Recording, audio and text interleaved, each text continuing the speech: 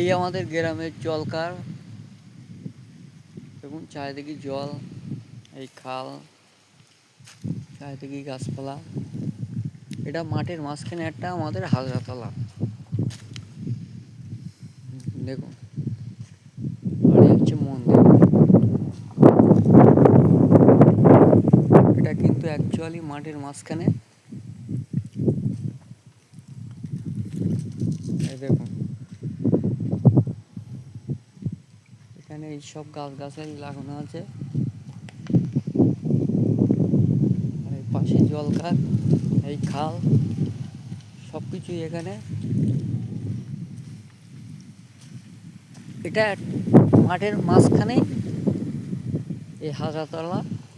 আর দেখুন এই খাল, পাশে এই খালের পাশ দিয়ে দুই পাশে জলকার, এদিক জলকার ওদিক জলকার। আর এটা কিন্তু খাল, আর ওই জলকার, শুধু জল আর জল।